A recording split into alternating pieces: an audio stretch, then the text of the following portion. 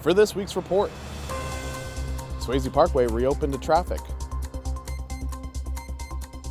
A recap of the Exeter Holiday Block Party. Exeter TV wins several more awards. We celebrate the holidays around town. And a look back at the year we've had here in town. For Exeter TV, I'm Gabe Perez, and this is the Exeter Biweekly Report. Let's get started.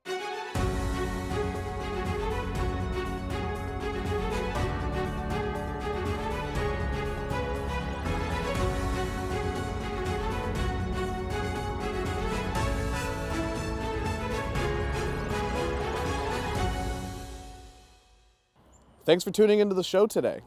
If you're new or returning to the channel, please like this video, subscribe, and hit the bell to get notified about new content. We've had a long year behind us, and we're looking forward to celebrating the final report of the year with you.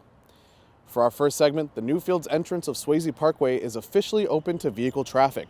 We spoke with the Select Board Chair, Nico Papakonstantis, about what this means for the town.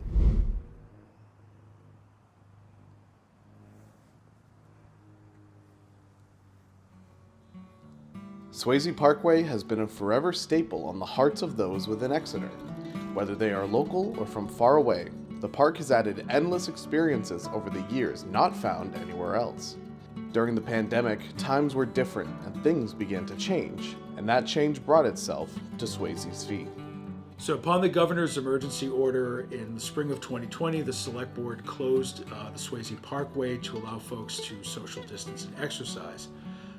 Through the course of that year, people started generating emails and phone calls to the select board supportive of keeping the road closed. However, we also heard from folks that had mobility issues that wanted to have it reopened eventually. When the governor lifted the emergency order in June of 21, the select board no longer had the authority to keep it closed. However, we did have the authority to make it one way, which we did. Selectwoman Cowan offered a compromise as a warrant article to go on the March 22 ballot. And in the spirit of that compromise was to discontinue the road from Water Street to the gazebo while keeping the Newfields entrance to the gazebo open. This offered a temporary way to open up the Newfields entrance as the warrant article called for, while providing folks with a way to turn around safely, provide parking spaces for those with mobility issues, and also keeping the parkway discontinued from Water Street to the gazebo. Plans moved quickly, with a look for compromise in keeping the will of the people who enjoyed a carless Swasey, while providing for those who could not enter the park so easily. While the intention was clear, progress was halted by several factors. Legal dilemmas and the sewer siphon project were major setbacks in beginning the process. But after some years' time, construction finally began on the Newfield side of the parkway in November.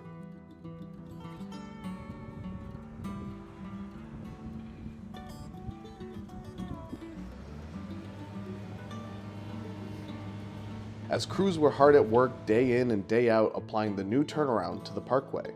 Culminating on Friday, December 13th, the Newfields entrance to Swasey Parkway was finally open to motor vehicles. A quick drive inside allows you a smooth 15-mile-per-hour cruise, ending just before the gazebo with a perfectly sizable turnaround to 180 and either park on the side of the road or head back out. And best of all, the work done here has come with no impact to the town at all. We were able to achieve this by using road aid that we had received from the state during the pandemic, as well as some ARPA funds for the gates that will be put up. So this came at no taxpayer dollars. What we've put together now is temporary. It could be permanent if folks like it. We continue to ask folks to reach out to us on ideas. Do you like it? Do you not like it? What else would you like to see? And I'd like to thank, without Public Works, particularly Director Cronin, Highway Superintendent Jay Perkins, and all of the Swasey Park trustees worked collaboratively, not only with the Select Board, but getting the input from folks in town. And just like any other project in town, the more we hear from folks, the better decision we can make to make this, a better community and make everyone in the community as happy as we can. The Exeter Holiday Block Party came and went on the 5th of December. We were there to show off some of the highlights from that night. Holiday festivities are officially underway, as the town of Exeter had their annual holiday block party made possible by the Chamber of Commerce and Parks and Rec. Hundreds of people gathered outside of Town Hall to celebrate. A gingerbread competition took place in the Congressional Church. Participants got creative and built all kinds of gingerbread houses, from a quaint gingerbread farm where animals could frolic, to a horrifying gingerbread tragedy where Godzilla attacked a town full of marshmallow people. Next door, in the town hall, the 26th annual Festival of Trees took place. The trees spread some holiday cheer for all those who came to see. This fundraising event managed to raise over $50,000 for the community's children's fund. Through raffle ticket sales and a tree auction, the event was able to help hundreds of local children in need. The night was capped off when the big man himself made the trip all the way from the North Pole to Exeter. After singing a Christmas carol with the crowd, Santa flipped a switch and lit up the town with holiday cheer. Then, Santa and Mrs. Claus took a selfie with the crowd and hopped back in their SUV-drawn sleigh back to the North Pole. A huge thank you to all those who came out to celebrate the holidays. Hope to see everyone again next year. Exeter TV was nominated for several awards by the Alliance for Community Media's Nor'easter Awards. I was lucky enough to be our representative to attend the ceremony, and I took you along the journey to see what went down. Mystic, Connecticut, home of the Mystic Aquarium, Old Mystic Village, and most importantly, the Hilton Mystic Hotel. My home this past weekend, as I attended the Alliance for Community Media's Nor'easter Awards and Conference. Sponsored by the fact that Bob Glowacki is in Slovakia for the 30th time. I became Exeter's representative to attend the awards in the off chance one of our videos won an award. Stay tuned to find out if that came true. Upon arrival into my hotel room, I found it easy to settle down, take a long look in the mirror, and enjoy myself a nice drink before promptly playing 8 hours of Super Smash Bros. Ultimate. The first day of the conference allowed me to get a sense of the hotel and see just how many attendees were present. The Alliance for Community Media, or ACM for short, is representative of over 1,700 public, educational, and governmental access organizations and community media centers throughout the country. Cool. Well, everyone present were all representative of community stations all across the Northeast, from New York to, well, Maine didn't have any reps, so I guess New Hampshire. I attended a plethora of presentations about a variety of topics, including social media metrics, outreach and marketing, franchising, negotiations, and the regulatory landscape, accessibility, captions, language access, and adaptive measures, and a familiar one with our friends from Merrimack TV, community storytelling as journalism, presented by Nick LaValle and Grace LeMay. Yeah, I'm gonna go. Whom had given the presentation to the New Hampshire Coalition of Community Media just a few weeks back. See Bob's video over there. Enlightened and enthused, the day became night and it was time for the Nor'easter Awards. Entering into the crowded Mystic Theater, we were fed Mystic Pizza. Yes, the Julia Roberts movie. And this pizza is, how shall I say this? In a word, superb. Shuffling into the theater, I took a seat with Merrimack TV, so I wasn't so lonely, and eagerly anticipated seeing Exeter TV up on the big screen. The police and fire substation was our hot ticket item, a labor of love from both Bob's directing standpoint and my own filmmaking prowess. In first place, proposed new police station and fire substation. Gabe and Bob Glowacki. Exeter TV, New Hampshire. We did it. Can you hear the way the crowd blew up in applause? They were screaming my name, accepting the award for all the work Bob and I put into our video, and now we had this super sick plaque to commemorate that hard work. Hey, new guy Dan, hold this for me.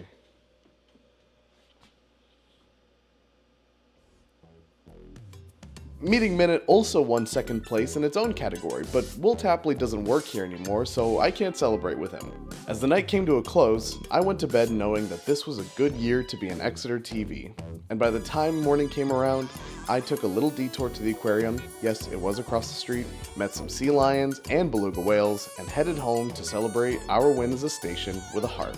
And Bob got to stay in the cold with that baby of his. Methuen Elections 2023 Counselor at Large Forum. Methuen community staff and volunteers. The holidays are officially here. Let's see if folks from around town can help us celebrate this wonderful season. Recording. Hi, Exeter.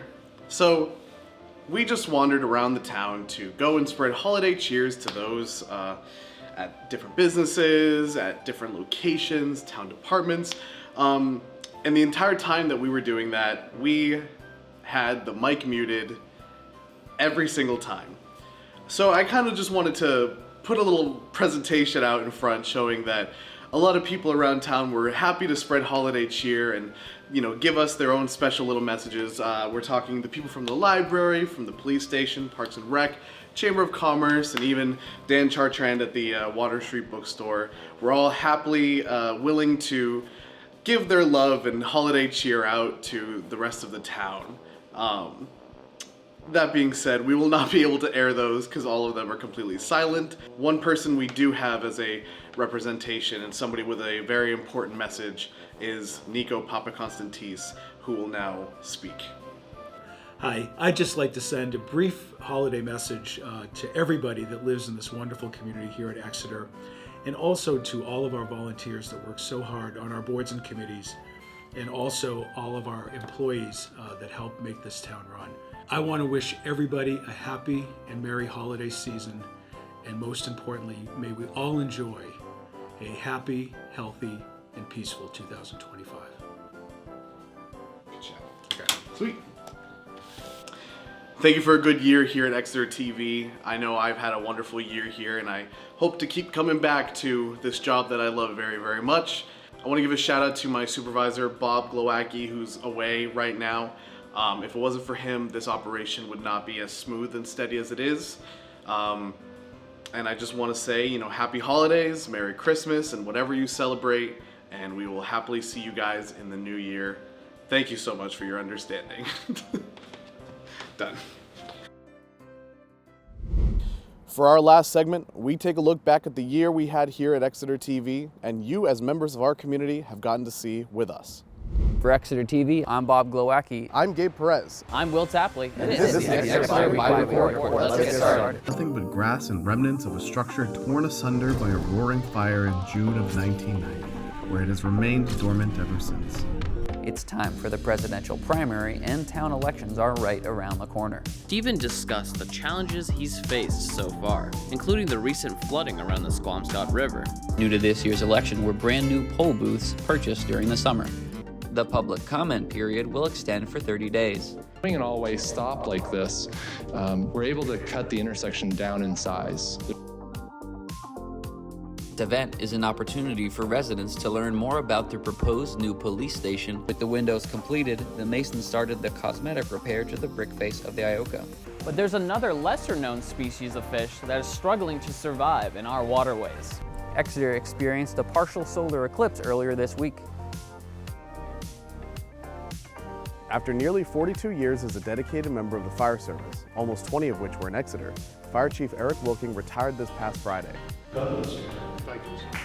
After 9 p.m. on April 15th, public works crews were hard at work beginning the task of water main flushing. 149 river herring were hand-tossed up over the Pickpocket Dam into the Exeter River on their way upstream. Installation of the largest municipal solar array in the state is underway at the town transfer station. When finished, it will have 224 units, split between two buildings ranging over a 50,000 square foot total. The second of two sewer siphon pipes was successfully pulled under the river on Friday, June 7th. Even landing himself on the NHIAA Hall of Fame. Bill Ball began humbly as an assistant coach. Gabe Perez met up with longtime Public Works employee Jay Perkins as he reflects on his time in Exeter. Site plan review, including 3 4-story buildings off of Portsmouth Ave, was discussed at the Planning Board's July 11th meeting. Jumping to 2020, the Ioka had a new owner, and plans for renovations were before local boards and committees for review, making the 900-mile journey from New Hampshire to the American Sign Museum in Cincinnati, Ohio, for the unveiling of the newly renovated Ioka marquee. We've been getting mysterious reports of robots roaming parks across Exeter. Towards the door and began to crack it open. And that's when I saw what had caused the noise. Hello, I'm Pam Jadam. Multiple cases of Triple E have been reported in surrounding towns around Exeter, putting the town at moderate risk. The town's new voting booths and poll pads at the check-in area, lines move smoothly and efficiently thanks to the town's army of volunteers. Bob, what are you doing over here? Hey Gabe, how's it going? Is that a little baby? Are you a dad now? I'm a dad now. See, I loved working for the town and all the great people I've met, but truly I will miss working with Bob and Gabe. Are supportive of the reconfiguration of the bandstand. To unveil a historic marker dedicated to the black veterans of the American Revolutionary War. Sam came out and he looked like a knight in shining armor. Members of B Shift worked alongside numerous mutual aid companies late into the evening on Monday night. The Exeter Blue Hawk varsity soccer team went undefeated this year. And as you can see, a lot has changed since our last update in March. Let's take a look. That does it for this week's report. Be sure to like, share, and subscribe. To help us spread the word. For Exeter TV, I'm Bob Glowacki. I'm Gabe Perez. I'm Will Tapley, and this has been the Exeter Biweekly Report. Have a good weekend, Exeter. That does it for this week's report. Be sure to like, share, and subscribe to help us spread the word. Head over to the town website and subscribe to the town email newsletter to get this show and other local news sent straight to your inbox. That's a wrap on the Biweekly Report for 2024. It's been a great year for us here at the station. Bob became a dad, I became full-time, and we have new guy Dan. Say hi, Dan. We'll be taking a break from our regularly scheduled programming starting in the new year to give us some time to enjoy the holidays. We'll be back January 17th with all your local coverage, but bigger and better than ever. For Exeter TV, I'm Gabe Perez, and this has been the Exeter Biweekly Report. Have a good weekend, Exeter. Yeah!